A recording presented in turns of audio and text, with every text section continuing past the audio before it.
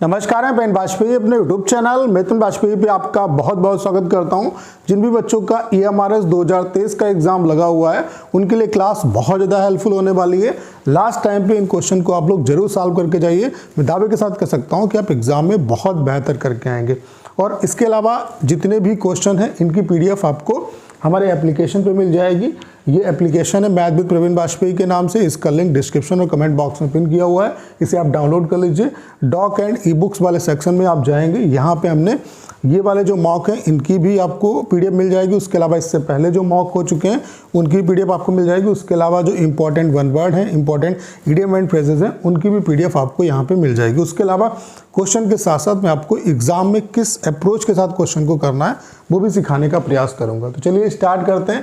पहला क्वेश्चन आप लोग देख पा रहे होंगे, दिया हुआ है कि यदि ब्याज को अर्धवार्षिक जोड़ा जाए तो 80,000 रुपए की राशि 10% वार्षिक चक्रवृद्धि ब्याज दर पर कितने समय में 92,610 हो जाएगी। तो देखो, मूलधन और मिश्र धन का अगर अनुपात निकालें तो 10 से 10 कैंसिल कर सकते हैं, यानी कि अनुपात कितना है मूलधन और मिश्र धन का 8,000 और 9261। अब देखो वार्षिक जो रेट है वो कितनी है 10%, तो छमाही दर जो होगी वो इसकी आधी होगी यानी कि 5%। और इसको अगर हम फ्रैक्शन में चेंज करें तो कितनी हो जाएगी 1/20, यानी कि एक छमाही में धनराशि 20 से 21 हो जाती है। बस आपको ये देखना है कि 8,000 होने के लिए इसकी कितनी पावर लगानी पड़ेगी आपको। तो 20 की पावर 3 जो होता है वो 8,000 होता है और 21 की पावर 3 जो होता है वो 9261 होता है। इसका मतलब है जो टाइम लगेगा वो कितना लगेगा, 3 छमाही का टाइम लगेगा। तो 3 छमाही को हम लोग क्या लिख सकते हैं, 1.5 साल लिख सकते हैं, यानी कि कितने समय में 8,000 से धनराशि इतनी हो जाएगी, मतलब इसका जो अनुपात है वो इतना हो जाएगा 1.5 साल में। तो कौन सा ऑप्शन जो है वो करेक्ट है आपका, डी वाला जो ऑप्शन है वो आपका बिल्कुल करेक्ट है। तो उम्मीद करता हूँ क्वेश्चन आप अच्छे तरीके से समझ पाओगे। देखो इसमें कुछ भी नहीं है, बस यहाँ पे आपने देखा ये यार 20 का क्यूब है और ये 21 का क्यूब है, यानी कि जो भी मतलब रेशियो आया इसका, जैसे 20 से 21 हो रही है 1 साल में या 1 छमाही में हो रही है। जैसे यहाँ पे अगर साल के हिसाब से दिया होता तो 3 साल होते, छमाही के हिसाब से दिया है तो 3 छमाही में ऐसा होगा। क्लियर। अगला क्वेश्चन आप लोग देख पा रहे होंगे, ये काफ़ी इंपॉर्टेंट क्वेश्चन है और इस कॉन्सेप्ट पे बेस्ड आपका क्वेश्चन आ सकता है। देखिए, अगर कई रेट आपको दी हो, कई रेट ऑफ इंटरेस्ट दी हो और उनका जो टोटल सम है, टोटल जो सम है वो आपका बराबर हो, तो जिसकी पहली वाली जो रेट है वो मैक्सिमम होगी, वहां से डिस्काउंट आपका मैक्सिमम आएगा। मतलब अगर कई रेट ऑफ इंटरेस्ट दी हो और उसमें से उनका जो टोटल सम है वो अगर कांस्टेंट है तो जिसकी पहली वाली रेट बड़ी होगी वहां से टोटल डिस्काउंट बड़ा आएगा और जिसकी रेट मिनिमम होगी वहां से डिस्काउंट मिनिमम आएगा। तो यहाँ पे पूछ रहा है कि क्रमिक छूट खरीदार के लिए कौन सी बेहतर होगी, मतलब जो खरीदार का मतलब जो ग्राहक है, ग्राहक के लिए कौन सी छूट बेहतर होगी। देखो इसको भी समझ लो, ग्राहक के लिए कौन सी छूट बेहतर होगी, जिसमें उसको मैक्सिमम डिस्काउंट मिले, मतलब जहां से मैक्सिमम डिस्काउंट आएगा वो वाली जो रेट होगी वो ग्राहक के लिए अच्छी होगी। दुकानदार के लिए कौन सी अच्छी होगी, जहां पे उसे मिनिमम डिस्काउंट देना पड़े, जहां पे उसे मिनिमम डिस्काउंट देना पड़े। तो समझ गए, यानी कि मिनिमम जहां से रेट आएगी, जहां से डिस्काउंट आएगा वो दुकानदार के लिए अच्छा होगा और जहां से मैक्सिमम आएगा वो किसके लिए अच्छा होगा, ग्राहक के लिए। तो यहाँ पे देखो इनका जो सम है 20 और 15 35 10 45 और यहाँ पे 25 और 12 8 कितना हुआ 20, यानी कि 25 और 20 कितना हुआ 45, यानी कि टोटल सम बराबर है। तो जिसकी रेट बढ़ी वहां से डिस्काउंट बढ़ा, यानी कि यहाँ से डिस्काउंट मैक्सिमम आएगा। तो ये जो होगा वो किसके लिए बेहतर होगा, दुकानदार के लिए। खरीदार के लिए जो डिस्काउंट बेहतर होगा वो कौन सा होगा, बी वाला। अगर पूछा जाता दुकानदार के लिए कौन सा बेहतर होगा तो ए वाला। यहाँ पे 2 ही ऑप्शन दिए हैं, ऐसे 3 ऑप्शन और 4 ऑप्शन भी आपको दिए जा सकते हैं। ठीक है। अगला क्वेश्चन आप लोग देख पा रहे होंगे, दिया हुआ है कि 3 संख्याएं 1:2:3 के अनुपात में, उनमें प्रत्येक में 5 जोड़ने पर नई संख्या जो है वो 2:3:4 के अनुपात में हो जाती हैं। वे संख्याएं क्या होंगी। देखो जब हमने सभी में 5 जोड़ा तो रेशियो में कितना चेंज आ रहा है, 1 का चेंज आ रहा है, यानी कि हम कह सकते हैं कि 1 रेशियो की वैल्यू 5 के बराबर। तो संख्याएं क्या होंगी, 5 × 5, 5 दूना 10, 5 तियां 15, यानी कि 5, 10 और 15 होंगी। तो सी वाला जो ऑप्शन है वो आपका बिल्कुल करेक्ट है। उसके अलावा अगर आप लोग चाहते हैं कि टॉपिक वाइज जितने भी इंपॉर्टेंट टॉपिक हैं उनका मैं अगर आपको रिवीजन कराऊं, जितने भी लोग चाहते हैं तो इस वीडियो के कमेंट बॉक्स में कमेंट करिए। अगर मैक्सिमम आप लोगों के कमेंट आते हैं तो जो इंपॉर्टेंट टॉपिक हैं उनका मैं रिवीजन भी करा दूंगा स्मार्टली, ताकि आप कम से कम टाइम में चीज़ों को रिवाइज कर सकें। ठीक है, अगला क्वेश्चन आप लोग देख पा रहे होंगे, दिया हुआ है कि एक व्यक्ति एक कार्य 150 दिन में पूरा करने के लिए लेता है, उसमें 200 व्यक्ति जो है वो नियुक्त करता है। उसे पता चलता है कि 50 दिनों में केवल 1/4 काम पूरा हुआ। तदनुसार पूरा काम निश्चित समय पर पूरा करने के लिए उसे कितने अतिरिक्त व्यक्ति नियुक्त करने होंगे। देखो भाई, क्वेश्चन सिंपल है। देखो 150 दिन में काम पूरा करने का उसने वादा किया। ठीक है, 200 लोगों ने 50 दिन काम किया, 200 लोगों ने 50 दिन काम किया तो कितना काम हो पाया? केवल 1/4, यानी कि 4 में से 1 काम हो पाया। ठीक है, काम को अगर समय पे पूरा करना है तो 50 दिन काम हो चुका, 150 दिन का ठेका लिया था, यानी कि काम अगले 100 दिन में हो जाना है। कितना काम? 4 में से 1 काम हो चुका, तो बचा कितना? 3/4 काम। तो मान लेते हैं कि X व्यक्ति जो है इस काम को करेंगे, तो वहां से एक्स्ट्रा जो 200 से अगर एक्स्ट्रा आ जाएंगे तो घटा के बता देंगे कि कितने हमने एक्स्ट्रा जो मजदूर है वो लगाए। तो 4 से 4 कैंसिल हो गया, 2 0 से 2 0 कैंसिल हो गया, 5 दूना 10 और 10 तिया कितना हुआ? 300, यानी कि x की वैल्यू कितनी आ गई? 300, यानी कि 300 लोगों ने बचे हुए कार्य को पूरा किया। तो कितने एक्स्ट्रा व्यक्ति आपने लगाए? 300 में से 200 घटा दो, यानी कि 100 व्यक्ति जो हैं वो एक्स्ट्रा अपने काम पे नियुक्त किए, तभी काम पूरा हो पाया। यानी कि ए वाला जो ऑप्शन है वो आपका बिल्कुल करेक्ट है। ऐसे क्वेश्चन को थोड़ा सा दिमाग लगा के करने की जरूरत होती है। ठीक है, अगला क्वेश्चन आप लोग देख पा रहे होंगे, दिया हुआ है कि 10 पुरुष या 20 स्त्रियां या 40 बच्चे एक कार्य को 7 महीने में कर सकते हैं, तो 5 पुरुष, 5 स्त्रियां और 5 बच्चे एक साथ उसी कार्य का आधा कार्य कितने समय में पूरा करेंगे। देखो, पूरे टाइम एंड वर्क में 2 चीजें इंपॉर्टेंट है, टोटल वर्क और कैपेसिटी। अगर आपको टोटल वर्क और कैपेसिटी पता है तो आप कुछ भी निकाल सकते हो। तो यहाँ पे देखो, कैपेसिटी निकालने का हमें हिंट दिया है और वहीं से हमें टोटल वर्क पता चलेगा। देखो, 10 पुरुष किसके बराबर है?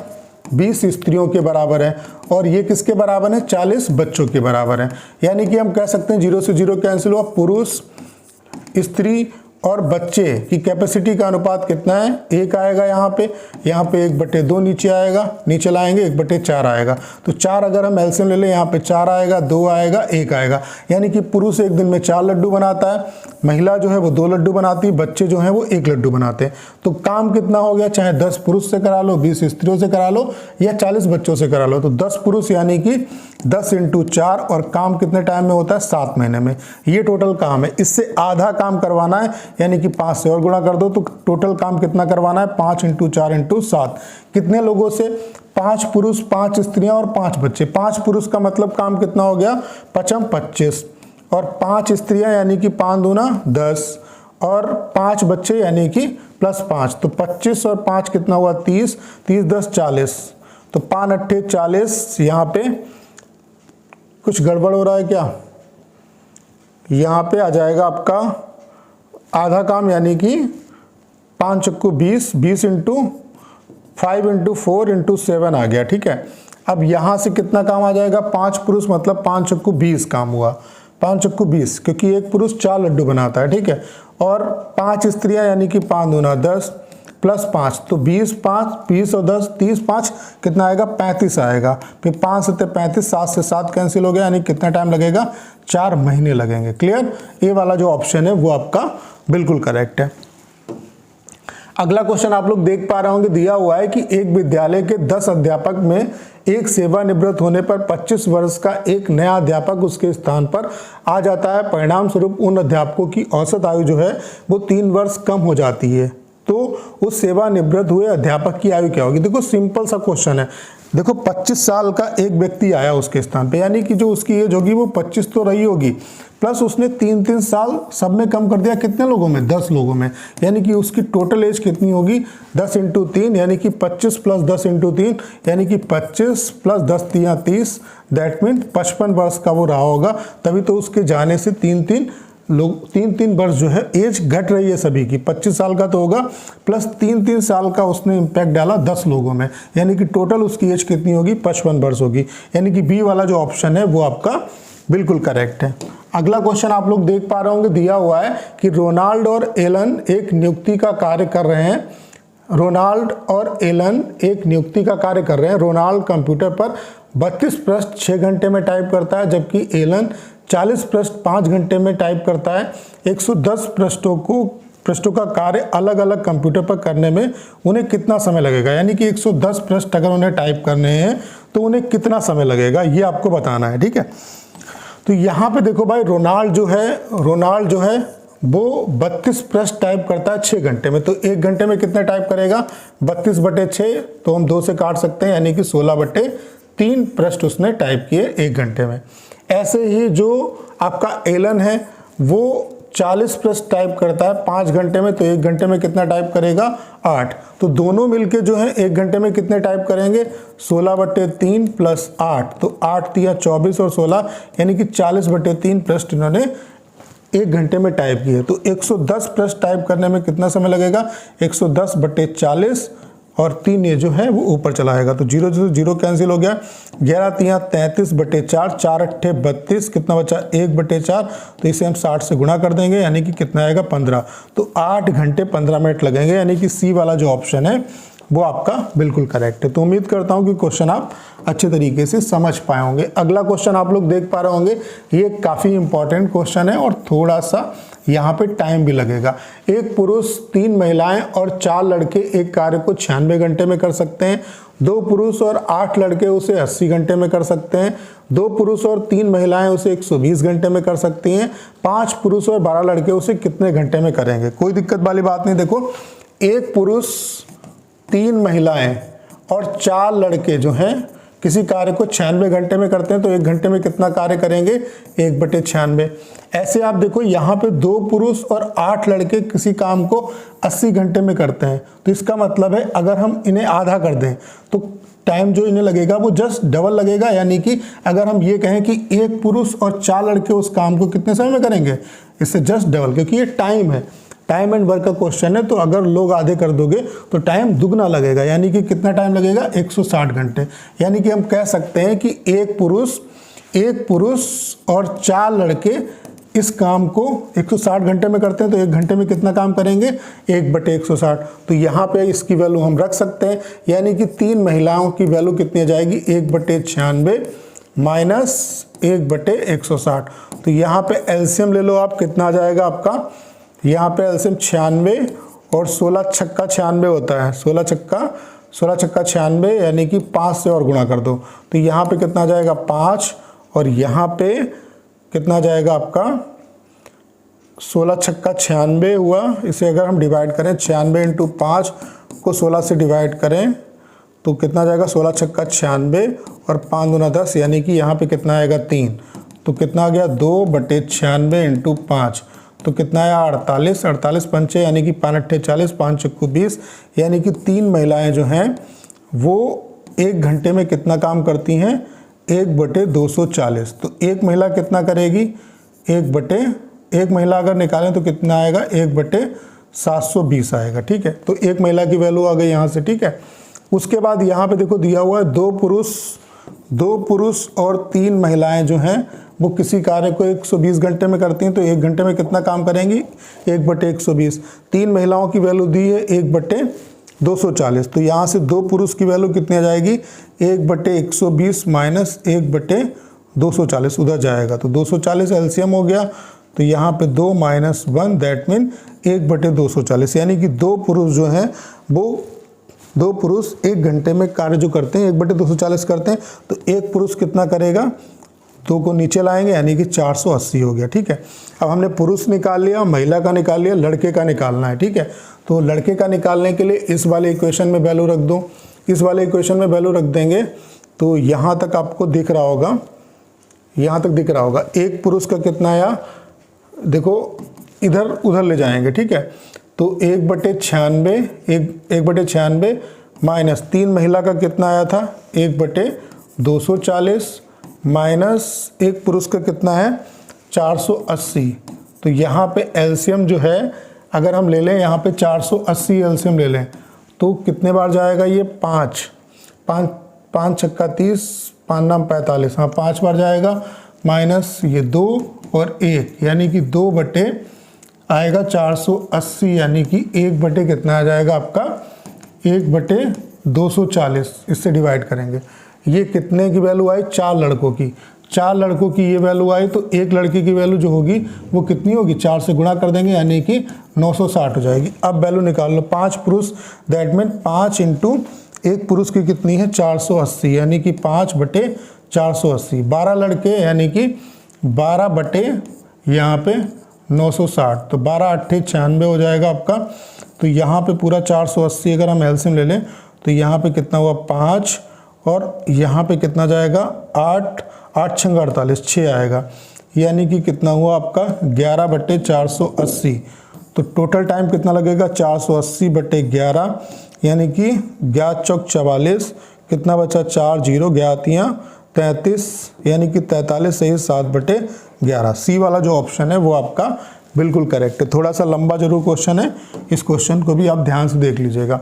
अगला क्वेश्चन आप लोग देख पा रहे होंगे, दिया हुआ है कि 700 रुपए को ए बी सी के बीच में इस प्रकार से विभाजित किया जाता है कि ए और बी की राशि का अनुपात 2:3 है, बी और सी की राशि का अनुपात 4:5 है। तो ए बी सी को कितने कितने रुपए मिले आपको ये बताना है। तो कोई दिक्कत वाली बात नहीं, टोटल इनकी वैल्यू निकाल लेते हैं। ए अनुपात बी अनुपात सी निकालें तो कितना आएगा, देखो ए और बी का अनुपात कितना 2:3, बी और सी का अनुपात कितना है 4:5। तो टोटल अनुपात निकालना, देखो यहाँ पे 3 है तो यहाँ पर भी 3 लिख दो, यहाँ पे 4 है तो यहाँ पर भी 4 लिख दो। तो 4 दूनी कितना हुआ 8, 4 तियाँ 12 और 5 तियाँ 15, यानी कि इनका जो अनुपात है वो 8, 12 और 15 है।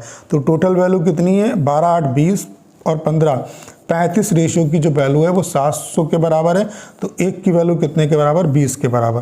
तो इसका हिस्सा कितना जाएगा 8 दूनी 16, 160, यहाँ पे कितना जाएगा 12 दूनी 24 और 15 दूनी कितना हुआ 30, यानी कि 160, 240 और 300, 160, 240 और 300, यानी कि बी वाला जो ऑप्शन है वो आपका बिल्कुल करेक्ट है। अगला क्वेश्चन आप लोग देख पा रहे होंगे, दिया हुआ है कि एक क्रिकेट खिलाड़ी 10 टेस्ट खेलने के बाद 11वें टेस्ट में 100 रन बनाता है, परिणाम स्वरूप उसके रनों का औसत 5 बढ़ जाता है। रनों का वर्तमान औसत क्या होगा, 5 बढ़ जाता है, यानी कि बढ़ा हुआ औसत आपको बताना है। तो मान लेते हैं कि 10 टेस्ट में जो एवरेज था वो था x। अब 11वें टेस्ट में जब 100 रन इसने बनाए, 11वें टेस्ट में जब 100 रन बनाए तो एवरेज जो है वो 5 की उसमें वृद्धि हो जाती है। तो इस 11वें टेस्ट है इसमें बनाए गए रन कितने हैं 100। यहाँ से अगर निकालेंगे तो कितने आएंगे, देखो x से x + 5 हुआ यानी कि 5 की वृद्धि हुई, यहाँ पे 10 से 11 हुआ यानी कि 1 की वृद्धि हुई। इसको इससे गुणा कर देंगे, इसको इससे गुणा कर देंगे, तो x + 5 + 5.50, और ये टोटल जो रन बनाए हैं वो कितने बनाए हैं 100। तो आपको बढ़ा हुआ एवरेज बताना है, यानी कि x + 5 की वैल्यू बतानी है। तो x + 5 की वैल्यू कितनी जाएगी 50 घटा दोगे यानी कि 50। तो पूछ क्या रहा है कि रनों का वर्तमान औसत, तो वर्तमान औसत कितना होगा 50। पुराना औसत यानी कि निकालना है तो x की वैल्यू निकालनी होगी, तो 5 और घटा दोगे यानी कि पुराना औसत कितना आएगा 45। तो वर्तमान औसत बताना है यानी कि वो कितना होगा 50। तो सी वाला जो ऑप्शन है वो आपका बिल्कुल करेक्ट है। अगला क्वेश्चन आप लोग देख पा रहे होंगे, दिया हुआ है कि एक फल विक्रेता 10 रुपए में 4 की दर पर कुछ संतरे खरीदता है और 10 रुपए में 5 की दर पर उतने ही संतरे खरीदता है, मतलब 2 बार इसने खरीदारी की। वह 20 रुपए में 9 की दर से संतरे बेचता है, तो उसे कितने प्रतिशत की हानि या लाभ होगी। देखो ऐसे क्वेश्चन में या तो हम जो वैल्यू है, जो वस्तु है उसको बराबर करते हैं या प्राइस को बराबर करते हैं। तो हम क्या करेंगे, वस्तु को बराबर करेंगे। तो पहले 4 रुपए में मतलब 4 जो चीज़ें हैं वो कितने की मिली 10 की मिली, ठीक है। फिर 5 चीज़ें मिली यानी कि ये खरीदारी की, और फिर 5 वस्तुएं खरीदता है 10 की, ठीक है। तो इनको पहले बराबर कर लेते हैं। इसको अगर बराबर करना है 4 और 5 का एलसीएम कितना हुआ 20, इसे 5 से गुणा करना पड़ेगा, इसे 4 से गुणा करना पड़ेगा, यानी कि पहली वाली उसने 20 वस्तुएं कितने की खरीदी 50 की। फिर दूसरी वाली जो 20 वस्तुएं उसे कितने की मिली 40 की। तो हम कह सकते हैं टोटल सीपी यानी कि 20 और 20 40 जो वस्तुएं हैं उसे कितने की मिली 90 की। तो 1 0 से 1 0 हटा सकते हैं, यानी कि सीपी क्या है 4 वस्तुओं से कितने की मिली 9 की। और बेच जो रहा है वो कितनी बेच रहा है 9 वस्तुएं बेच रहा है 20 की। तो इसको इससे मल्टीप्लाई कर दो, इसको इससे मल्टीप्लाई कर दो, तो टोटल सीपी कितना हुआ 9 9 81 और टोटल एसपी कितना हुआ 80। तो 81 की चीज़ें खरीदी, कितनी अगर पूछा जाए वस्तुएं कितनी खरीदी तो 9 चौक 36, क्योंकि यहाँ पे हमने इसे बराबर किया है। तो 81 की कोई चीज़ खरीदते हो 80 की बेचते हो तो कितना घाटा हुआ 1 का घाटा हुआ 81 पे, तो 100 पे कितना होगा 81 हुआ, यानी कि 1 सही 19/81% का लॉस होगा। यानी कि कौन सा ऑप्शन करेक्ट है, ए वाला जो ऑप्शन है वो आपका बिल्कुल करेक्ट है। अगला क्वेश्चन आप लोग देख पा रहे होंगे, दिया हुआ है कि 15 लीटर मिश्रण में 1:4 के अनुपात में अल्कोहल और पानी है। यदि मिश्रण में 3 लीटर पानी और मिला दिया जाए तो नए मिश्रण में अल्कोहल का प्रतिशत क्या होगा। देखो 1:4 का मतलब टोटल 5 की वैल्यू 15 के बराबर, यानी कि 1 की वैल्यू कितने के बराबर, 3 के बराबर। तो यहाँ पे अल्कोहल कितना है, 3 है, और पानी कितना है, 3 12 है। जब इसमें हमने 3 लीटर पानी और मिला दिया तो अल्कोहल कितना, 3 ही है, और पानी कितना हो गया, 15 हो गया। टोटल मिक्सचर कितना है, 18। तो यही पूछ रहा है अल्कोहल का परसेंट क्या होगा। तो 3 है 18 में, तो 100 में कितना होगा, बस ये निकालना है। 3 18 100/6 की वैल्यू क्या होती है, 16 सही 2/3%। इसे आप सॉल्व भी कर सकते हो, नहीं तो ये छोटी छोटी वैल्यू आपको पता होनी चाहिए। तो बी वाला जो ऑप्शन है वो आपका बिल्कुल करेक्ट है। अगला क्वेश्चन आप लोग देख पा रहे होंगे, दिया हुआ है किसी राशि में 8 वर्षों में साधारण ब्याज दर पर 100% की वृद्धि होती है। समान ब्याज दर पर 2 वर्ष के बाद 8,000 रुपये की धनराशि पर ब्याज ज्ञात कीजिए।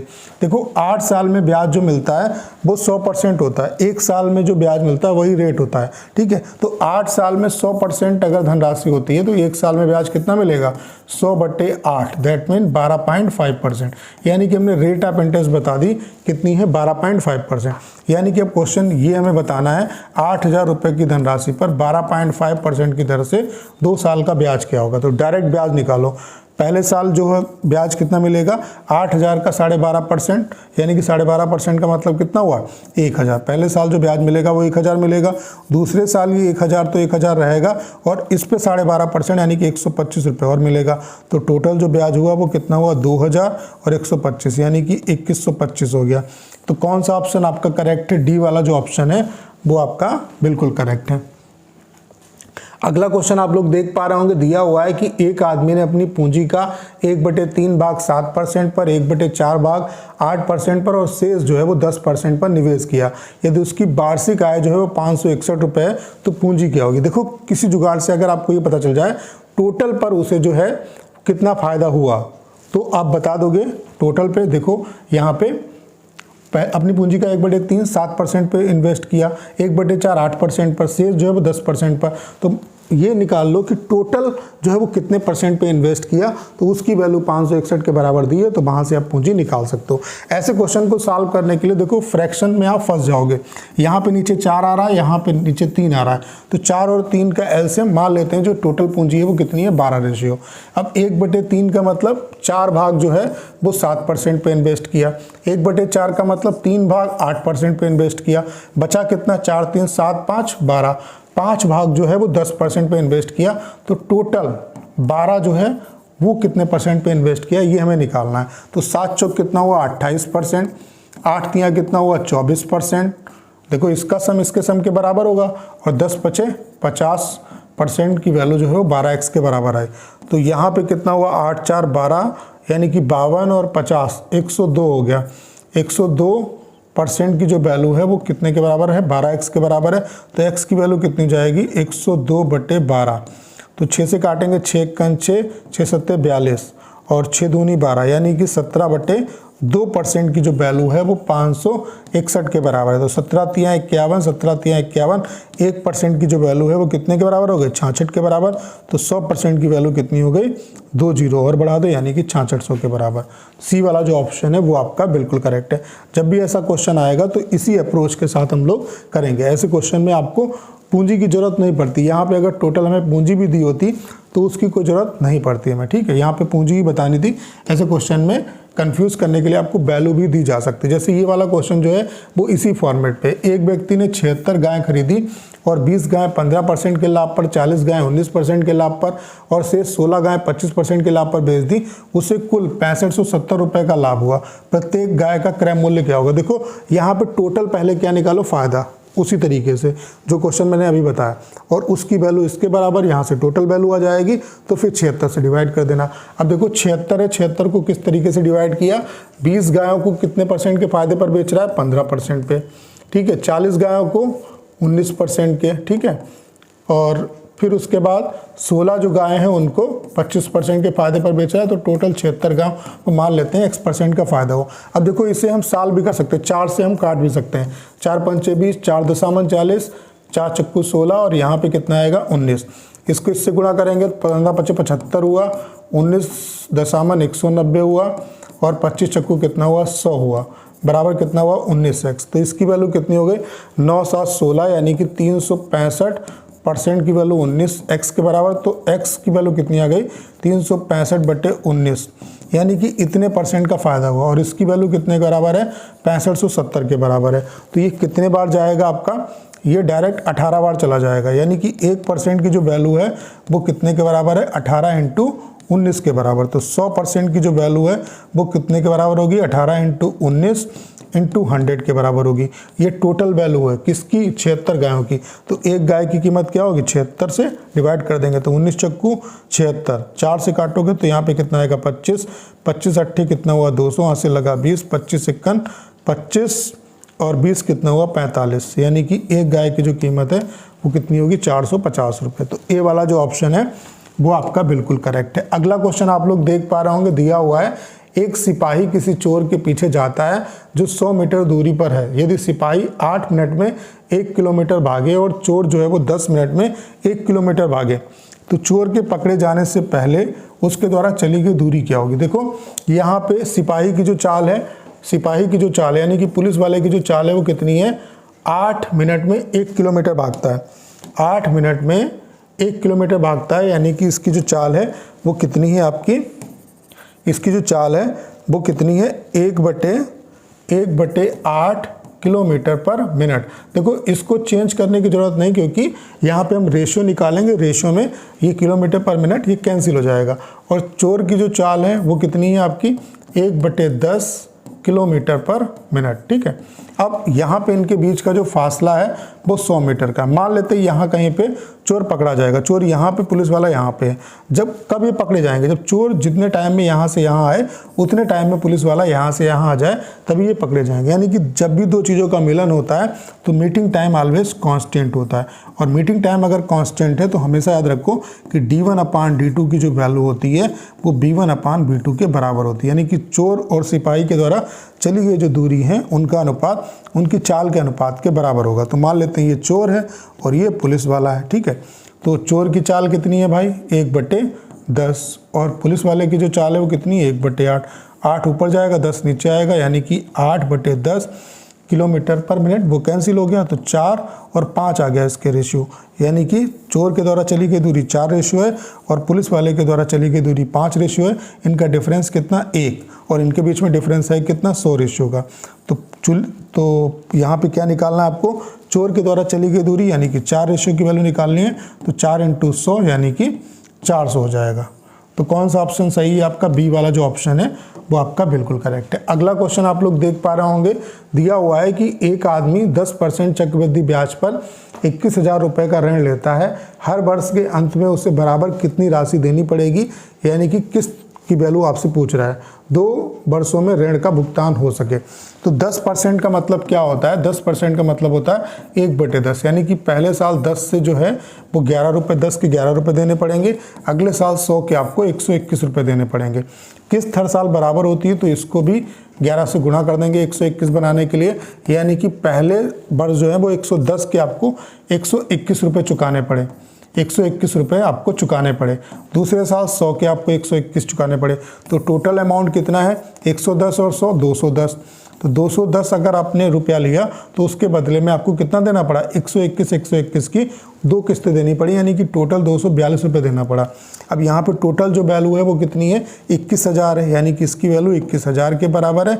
यानी कि हम कह सकते हैं कि एक रेशियो की वैल्यू जो है वो 100 के बराबर है। तो प्रत्येक किस्त 2 जीरो चिपका दो, यानी कितनी हो जाएगी 12,100 रुपये के बराबर होगी। तो बी वाला जो ऑप्शन है वो आपका बिल्कुल करेक्ट है। अगला क्वेश्चन आप लोग देख पा रहे होंगे, ये काफ़ी अच्छा क्वेश्चन है। ठीक है, क्योंकि यहाँ पे थोड़ा सा आपको फॉर्मेटिंग करनी पड़ेगी। ए और बी मिलकर एक कार्य को 12 दिन में कर सकते हैं, जिसे बी और सी मिलकर 16 दिन में कर सकते हैं। ए द्वारा उस पर 5 दिन, बी द्वारा उस पर 7 दिन और सी ने उसे 13 दिन में पूरा किया। बी उस काम को कितने दिन में कर सकता है। देखो ए और बी मिलकर किसी काम को कितने दिन में करते हैं 12 दिन में करते हैं। बी और सी उस काम को कितने दिन में करते हैं 16 दिन में। तो इसका एलसीएम कितना हो गया 48, यानी कि 5 चौका 48 और 16 तियां 48, यानी कि ए और बी मिलकर एक दिन में 4 लड्डू बनाते हैं और बी और सी एक दिन में 3 लड्डू बनाते हैं। अब देखो यहाँ पे ए ने 5 दिन काम किया और बी ने 7 दिन काम किया, तो हम कह सकते हैं कि 5 दिन दोनों ने काम किया, यानी कि ए और बी जो हैं वो मिलके कितने दिन काम कर रहे हैं, 5 दिन, क्योंकि 5 दिन ये कर रहा है, बी 7 दिन कर रहा है, तो हम कह सकते हैं ए ने बी के साथ मिलके 5 दिन तक काम किया। बी के पास फिर बचा कितना काम, 2 दिन का काम, और सी 13 दिन तक काम करता है, यानी कि हम 2 काम हम कह सकते हैं कि बी और सी ने मिलके कितने दिन तक काम किया, 2 दिन तक काम किया। फिर सी को अगर हमने 2 दिन यहाँ पे यूज कर लिया, यानी कि बचा हुआ जो काम है वो सी ने कितने दिन में किया, 11 दिन में किया। अब देखो ए और बी 5 दिन में कितना, 5 दिन अगर काम करें तो 5 दिन में कितने लड्डू बने, 5 चक्कू 20 लड्डू बन गए। बी और सी ने 2 दिन काम किया, एक दिन में कितने लड्डू बनाते हैं, 3, तो 2 दिन में कितने बनाएंगे, 3 दूना 6, यानी कि टोटल कितने बन गए लड्डू, 26। बचे कितने, 22 लड्डू बनाने के लिए, और वो सी जो है वो 11 दिन में बनाता है। इसका मतलब है कि सी एक दिन में कितने लड्डू बनाता है, 2 लड्डू। तो अगर सी एक दिन में 2 लड्डू बनाता है, दोनों बी और सी मिलकर 3 बनाते हैं, इसका मतलब है बी एक दिन में 1 लड्डू बनाता है। पूरे के पूरे 48 लड्डू बनाने में कितना समय लगेगा बी को, 48 दिन। क्लियर? ये वाला जो ऑप्शन है वो आपका बिल्कुल करेक्ट है, इसलिए मैंने कहा ये क्वेश्चन आपका इंपॉर्टेंट है। अगला क्वेश्चन आप लोग देख पा रहे होंगे, दिया हुआ है कि एक व्यक्ति अपनी सामान्य गति की 3/4 गति से चलकर अपने कार्यालय अपने सामान्य समय से 20 मिनट देरी से पहुंचती है, तदनुसार उसका सामान्य समय क्या होगा। देखो चाल का अनुपात जो है, डिस्टेंस कांस्टेंट है, चाल का अनुपात 4 से अगर 3 होता है तो टाइम का जो अनुपात होगा वो 3 से कितना होगा, 4 होगा। जस्ट इसका उल्टा होगा, अगर डिस्टेंस कांस्टेंट है तो चाल और समय का अनुपात एक दूसरे का उल्टा होता है, यानी कि 4 का अनुपात, चाल का जो अनुपात है वो 4 से 3 हो रहा है, तो टाइम जो है वो 3 से 4 होगा। ठीक है, तो टाइम के बीच का डिफरेंस कितना है, एक क्वेश्चन में कितना दिया है, 20 मिनट। तो इसका मतलब है यहाँ पे टाइम कितना लगेगा, 60 मिनट, और यहाँ पे टाइम कितना लगेगा, 80 मिनट। पूछ क्या रहा है, सामान्य चाल से उसे कितना समय लगेगा, तो सामान्य चाल है कितनी, 4, तो 4 से टाइम कितना लगेगा, 60 मिनट, यानी कि डी वाला जो ऑप्शन है वो आपका बिल्कुल करेक्ट है। अगला क्वेश्चन आप लोग देख पा रहे होंगे, दिया हुआ है कि करीब एक वस्तु को उस पर अंकित मूल्य पर 25% छूट से खरीदता है, उसे 660 रुपये में बेच देता है, पर 10% का लाभ कमाता है, अंकित मूल्य क्या होगा। तो डिस्काउंट हमेशा किस पे दिया जाता है, एमआरपी पे। तो एमआरपी पे आपने डिस्काउंट दिया कितने का, 25% का। 25% मतलब 1/4, यानी कि डिस्काउंट जो एमआरपी जो है, एमआरपी पे 1/4 का डिस्काउंट दिया, यानी कि एमआरपी के कितने परसेंट पे बेचा, 3/4 पे बेचा, यानी कि एमआरपी के 3/4 पे बेचा, और बेच कितने में रहे हो आप, 660 में बेच रहे हो। तो सॉल्व कर लो, यहाँ पे कितना आएगा आपका 220, यानी कि एमआरपी जो होगा वो कितना जाएगा आपका 880 आएगा। तो इसके जो ऑप्शन है वो गलत दिए हैं, इसका जो करेक्ट आंसर होगा वो 880 होगा। देखो जो एसपी है वो 2 तरीके से निकलता है, एक तो सीपी पे या तो प्रॉफिट होता है या नुकसान होता है, तब भी एसपी निकालते हैं, तब भी एसपी आता है, और या एमआरपी पे जब हम डिस्काउंट देते हैं तब भी एसपी आता है। आप इस तरीके से भी निकाल सकते हो, 10% का लाभ होता है, यानी कि सीपी के 110% की जो वैल्यू है वो कितने के बराबर है, 660 के बराबर है। तो यहाँ से 11 छक्का 66 हम कह सकते हैं कि 1% की जो वैल्यू है वो 6 है, तो 100% की जो वैल्यू है वो कितनी होगी, 600, यानी कि सीपी कितना आ गया, 600। और यहाँ से भी आप निकाल सकते हो कि 25% का डिस्काउंट दिया जाता है तो 10% का फायदा हो रहा है, यानी कि सीपी और एमआरपी का जो अनुपात होगा वो 75:110 होगा। 5 से काटोगे तो कितना होगा, 15, और यहाँ पे कितना आएगा, 22। 15 की वैल्यू 600 के बराबर, यानी कि 1 की वैल्यू कितने के बराबर आएगी, 40 के बराबर आएगी, तो 22 की वैल्यू कितने के बराबर आ जाएगी, 880 के बराबर आ जाएगी। यानी कि इस तरीके से भी लगाओगे तब भी आपका आंसर 880 आ रहा है। ठीक है, तो उम्मीद करता हूं कि अगर आपने पूरी क्लास देखी होगी तो सारे क्वेश्चन आप अच्छे तरीके से समझ पाए होंगे। बाकी इसकी जो पीडीएफ है वो हमारे एप्लीकेशन पे है, एप्लीकेशन का लिंक जो है वो डिस्क्रिप्शन और कमेंट बॉक्स में पिन किया हुआ है, वहाँ से आप इसे डाउनलोड कर लीजिए, और यहाँ पे आपको ई बुक और डॉक्स एंड ई बुक वाले सेक्शन में इसकी पीडीएफ आपको मिल जाएगी। उसके अलावा जो इंपॉर्टेंट 1 वर्ड और जो आपके इडियम एंड फ्रेजेस हैं उसकी पीडीएफ आपको यहाँ पे मिल जाएगी। तो करना क्या है, इस क्लास को ज़्यादा शेयर करना है। उसके अलावा अगर आप चैनल पर नए हो और आपने अभी तक इसे सब्सक्राइब नहीं किया है तो प्लीज़ चैनल को सब्सक्राइब करना मत भूलिएगा।